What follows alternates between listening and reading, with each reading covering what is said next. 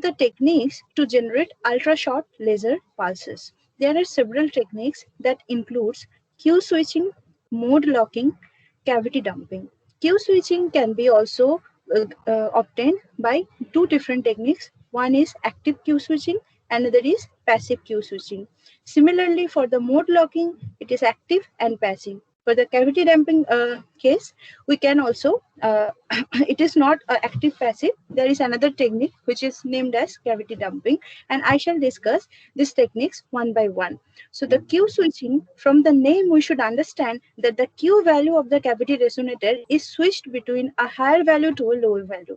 So if we can switch the Q value or Q factor of the resonant cavity from a low to high value by some type of variable attenuator inside the laser optical resonator, that technique is called the Q switching technique. So what are the methods for obtaining the Q switching? The active Q switching, we use electro-optical shutters, rotating prisms or rotating mirrors, acousto-optical switches. For the passive Q switching, we use saturable absorbers. So what are the basic differences between the two techniques? In an active Q switching device, we must apply some external active operation to this device to produce the Q switching. That is, we can change the voltage applied to the electro-optical shutter. I shall discuss it in the next slide, that what are the methods for the production of active Q switching laser. In a passive Q switching, the switching operation is automatically produced by the optical non-linearity of the element used, that is the saturable absorber. So in here, in this slide, I shall discuss briefly one Q switching technique, that is acousto-optic Q switches. So what is an acousto-optic modulator? It consists of a block of transparent optical material like fused quartz in the visible to near IR and germanium or cadmium selenide in the middle IR. So if an ultrasonic wave is launched by a piezoelectric transducer bonded to one side of the block and it is driven by a radio frequency oscillator, the strain that is induced by this ultrasonic wave, it will result in local changes of the material refractive index through the photoelastic effect. And this periodic change of refractive index acts then as a phase grating with period equal to the acoustic wavelength. Its amplitude proportional to the sound amplitude. It is traveling at the sound velocity in the medium, and its effect is to diffract a fraction of the incident beam out of the incident beam direction. So thus, in conclusion, we can say if an acousto-optic cell is inserted in a laser cavity, an additional loss will be present due to the beam diffraction, while the driving voltage to the transducer is applied. So if the driving voltage is high enough, this additional loss will be sufficient to prevent the laser from oscillating. And the laser is then returned to its high Q condition by switching off the transducer voltage. So this is the diagram, schematic diagram. So this is the incident light and this is the diffracted beam. And if we apply this radio frequency to this piezoelectric transducer, the material will behave like a grating and we get the diffracted beam. And whenever the piezoelectric transducer switch is on, we will get this material as a grating and we'll get maximum loss. And when it is off, we will get the laser action. So we can get Q switch laser in this using this acousto-optic modulator. So this is the development diagram for the development of a Q switch laser pulse in the pulse operation.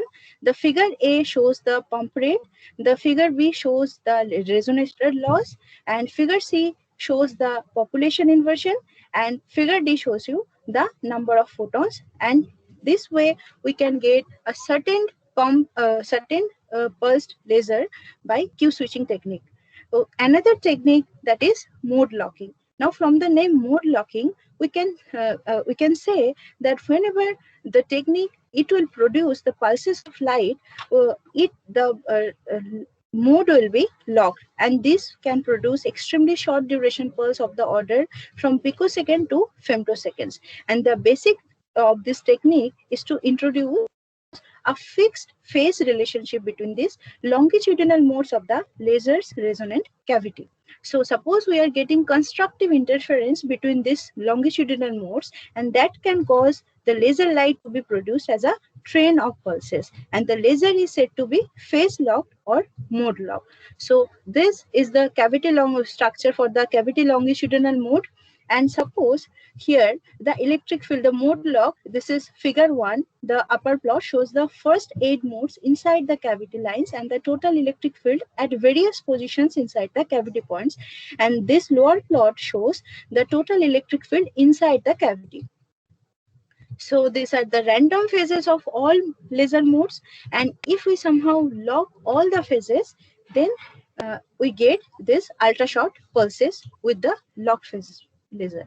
If we see some mathematics that how do you obtain this ultra fast laser or ultra short pulses using the mode locking technique, we have to understand the basics of the electric field, combined electric field. And if we make all the modes oscillate in phase, that is phi n equals to phi naught for all number of modes, longitudinal modes, the combined electric field can be expressed as E at a certain time t is E naught e to the power I phi naught sum of n equals to 0 to n minus 1 to the power I omega n t, where we can, after certain calculation, we can obtain the intensity as I at a particular time t is E naught square sine square n delta omega t by 2 divided by sine square delta omega t by 2. The maximum from here, we can see that it will occur for delta omega t by 2 for 0, pi, 2 pi up to n pi.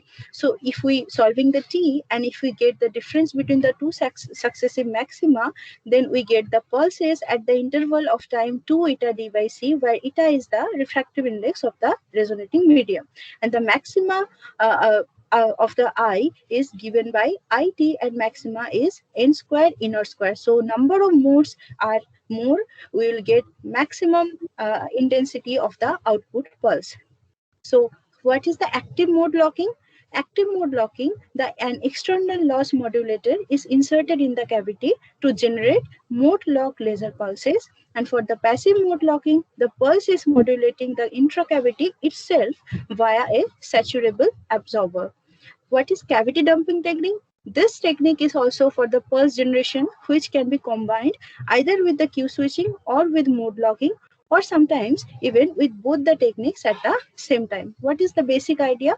That keep the optical losses of the laser resonator as low as possible for some time, so that an intense pulse builds up in the resonator, and then extract this pulse within about 1 cavity round trip using a kind of optical switch that is known as cavity dumper, which is also an acoustic optic modulator, focal cell. So this is a schematic setup of a cavity dump laser. So what are the applications of femtosecond pulses? So the traditional laser, actually, it can damage the material surface, as it needs long time exposure and it will produce high heat.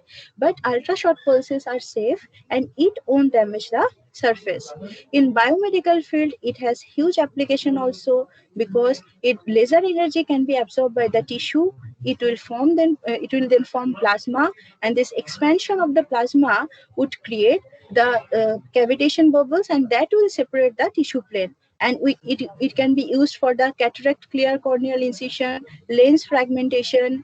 In the ultra-fast spectroscopy is a huge area of research where we can trace the ultra-fast physical processes in condensed matter, in chemical reactions, in certain biological processes like photosynthesis. So we can trace and we can find out what is happening or how these interactions are happening within the short regime of time. So these are my references I have used. Thank you. Okay, good.